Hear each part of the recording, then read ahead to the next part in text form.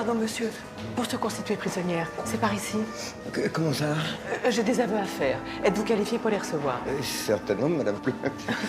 Si vous voulez bien me suivre. De quoi vous reconnaissez-vous coupable? D'assassinat. Ah, ben c'est une aubaine. L'année est très mauvaise. Les assassins sont particulièrement introuvables. Bonjour, madame.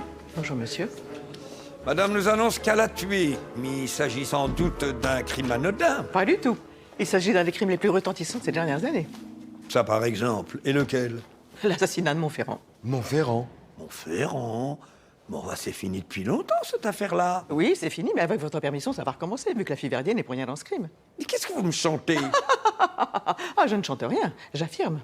Madeleine Verdier a avoué. Et l'enquête a établi de façon définitive que c'est elle l'assassin. Je sais, mais vous oubliez que l'enquête a été menée par un juge d'instruction nommé Rabusset, qui est la dernière des nouilles. Trapu! Pourquoi est-il comme ça? Mais parce que c'est lui, Rabusset. Ah, c'est bien ma veine. Sortez! Oui, monsieur le juge. Cette aventure est formidable. Alors c'est vous, le Rabusset. Vous êtes donc monté en grade. Oui, madame. Et c'est précisément à l'affaire Montferrand que je dois, en tant que dernière des nouilles, mon avancement. Et les félicitations de ma hiérarchie, si vous voulez bien aller vous asseoir. D'abord l'arme de crime.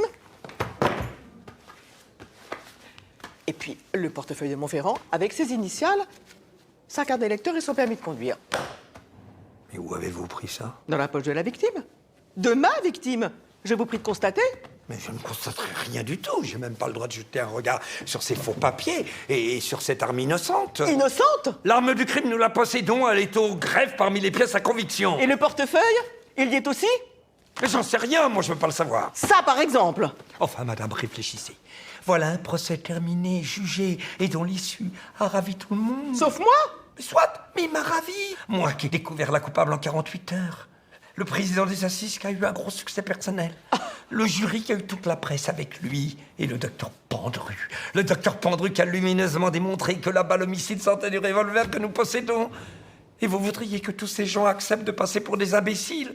Qu'il vous suffise de dire « c'est moi l'assassin » pour qu'on vous reconnaisse coupable? Reconnaissent coupable. Eh ben non, madame, ce serait trop commode. Donc en plus d'être une nouille, vous êtes un pourri.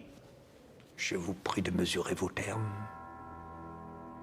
Nous sommes ici dans le temple de la justice. Eh bien, soyez juste, bon sang. Ben, il ne s'agit pas d'être juste, mais de rendre la justice.